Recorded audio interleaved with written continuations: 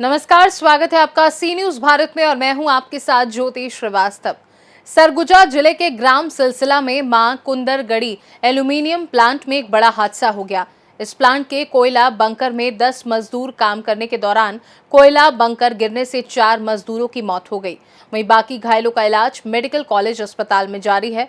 इधर क्षेत्रीय विधायक प्रबोध मिंज ने प्लांट प्रबंधन पर सवाल उठाए हैं और प्रशासन से विस्तृत जांच करने की मांग की है।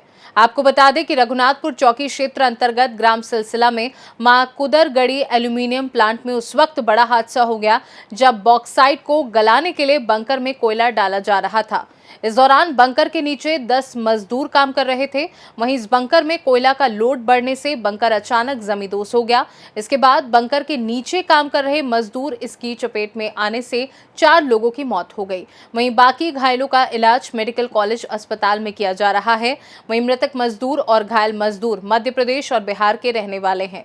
इधर मौके पर पहुंचे क्षेत्रीय विधायक प्रबोध मिंज ने फैक्ट्री प्रबंधन पर सवाल उठाए हैं और कहा है कि इस हादसे का जो भी जिम्मेदार होगा उस पर कार्यवाही होनी चाहिए और जिला प्रशासन को ये बात का भी ध्यान रखना चाहिए कि किस मापदंड के अनुसार फैक्ट्री में काम किया जा रहा है या नहीं।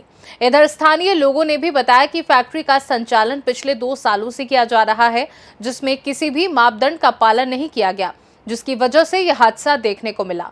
बहरहाल देखना होगा कि जिला प्रशासन और पुलिस प्रशासन इस प्लांट पर क्या कार्यवाही करता है। नायब तहसीलदार अंकिता तिवारी, रघुनाथपुर उप तहसील। ये ग्राम सिलसिला में है फैक्ट्री। यहाँ पे अभी कोल बंकर के से दबने से 10 लोग प्रभावित हुए थे, जिसमें 6 लोग सुरक्षित हैं और 4 लोगों की मृत्यु हो गई। तो इसमें जिस तरह से सुरक्षा के मापदंड की बात करें तो क्या इसमें सुरक्षा किस तरह से देखा गया, क्या लगता है आपको, क्या लापरवाही है? देखिए, टेक्निकल विषय है, इस पर कुछ भी कहना उचित नहीं है बिना जानकारी के, और चूँकि फैक्ट्री का संचालन टेक्निकल ही रहता है तो इसमें स्पष्ट जांच वगैरह आ जाए, रिपोर्ट आ जाए, उसके बाद ही कुछ कहा जा सकता है। जो रहने वाले हैं कहाँ के हैं? 5 लोग तो गया बिहार के आइडेंटिफाई हुए हैं, बाकी 5 कुछ MP के हैं, ऐसे बाहर के ही हैं। तो परिजनों को क्या सूचना दे दी गई है क्या? हाँ, सभी को सूचना करवा दी गई है। फैक्ट्री संचालक और इन लोगों को मतलब बोल दिया गया था सूचना के लिए। आने वाले समय किस तरह से फैक्ट्री पर नजर रखी जाएगी जिला प्रशासन के? जी बिल्कुल रखी जाएगी। जो भी कार्रवाई है, जो भी आगे का प्रोफार्मा तैयार होगा उसे सूचित किया जाएगा आप लोग। इसमें अभी किसके ऊपर कार्रवाई की जाएगी? अभी जिस तरह से देखिए, अभी तो पहली प्राथमिकता थी लोगों को बचाना, वो हमने अभी यहाँ से रेस्क्यू करना। उसके बाद आगे जो भी कार्रवाई होगी वो जांच के बाद ही स्पष्ट हो पाएगी। नहीं, दुखद घटना है और जैसा जानकारी मिली है 1 घंटे पहले जानकारी मिली और इसलिए मैं तत्काल यहाँ घटना की जानकारी मिलते साथ आ गया और जैसा पता चल रहा है लगभग 3 लोगों की कैजुअलिटी हो गई है, डेथ हो गई है। एक ICU में है, उसकी भी उम्मीद कम है और 1-2 लोग घायल पड़े हुए हैं और एक अभी बॉडी अभी भी मलबे से नहीं निकाला जा सका है और उसको भी निकालने का प्रयास कर रहे हैं। तो ये घटनाक्रम हुआ है और जो घटनाक्रम हुई है वो एकदम दुखद है और जैसा पता चला कि लगभग सभी बाहर के लेबर हैं, टेक्निकल लेबर थे जो बाहर से, कुछ गुजरात से थे, गया से थे, अब उनकी कैजुअलिटी हुई है। क्योंकि यहाँ कोई प्रबंधन नहीं है, कोई मालिक नहीं है, इसका मैनेजमेंट नहीं है, तो जानकारी पूरी तरह से नहीं मिल पा रही है। जो लोकल इस लेवल पे जो देखता है उसने जो जानकारी दी उसके अनुसार जो पैकेट जिससे जो फर्नेस में जो कोयला और वो जो भूसा मिक्सिंग करके डालते थे जिससे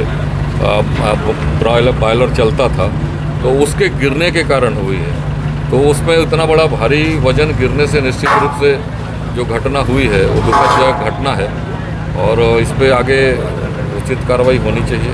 नहीं, सही बात है, जैसे कोई भी फैक्ट्री इंडस्ट्री इस्टेब्लिश होता है, उसकी परमिशन होती है तो सरकार के नियम और शर्तों के अनुसार होती है और उन शर्तों के अनुसार हुई होगी। कांग्रेस के समय में इसको स्थापना हुई है और उस समय प्रारंभ हुआ, जैसा कि यहाँ का जब स्टार्ट हो रहा था उस समय भी काफ़ी विरोध वगैरह थे गांव वालों का कि नुकसान होगा, लेकिन इंडस्ट्री जब खड़ी हो गई है और चल रही है लगभग 1-2 साल से, तो निश्चित रूप से कुछ लोग को रोजगार तो मिले, लेकिन इसके अंदर चूँकि प्रतिबंधित क्षेत्र है तो यहाँ कोई अमूमन कोई व्यक्ति, सामान्य व्यक्ति आता नहीं है। कमियाँ क्या है और जो किस नॉर्म्स पे चल रहा है उसकी जानकारी भी नहीं हो पाती। आज जो घटना घटी है तब इतने सारे लोग, हम लोग आ पाए हैं, आप भी आ पाए हो, तो यहाँ की जो कमियाँ नज़र आती है उसके मुझे लगता है इसके बारे में पूरी जांच होनी चाहिए प्रशासनिक रूप से।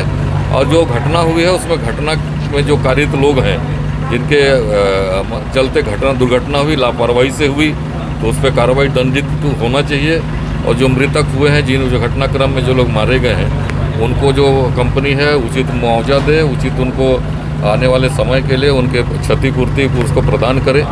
यही हम सब लोग कर सकते हैं। जी, मैं निशांत गुप्ता हूं और मैं यहीं बतौली का रहने वाला हूं। और शासन के द्वारा इसकी जानकारी नहीं दी गई और ये हमेशा जो मानक के रूप में जो संचालन होना चाहिए फैक्ट्री का, वैसा हमेशा पहले से ही संचालन नहीं हो रहा था। और उसका आज कारण देखिए, इतना बड़ी घटना घट गई और 4-5 लोगों के बता रहे हैं इसकी मौत हो गई। इसमें क्या सुविधा नहीं है फैक्ट्री में? यहाँ तो किसी भी प्रकार की सुविधा नहीं है, ना यहाँ रोड है, ना किसी भी कोई सेफ्टी या कोई एम्बुलेंस है, किसी भी प्रकार का यहाँ कोई सुविधा नहीं है, आप देख रहे हैं।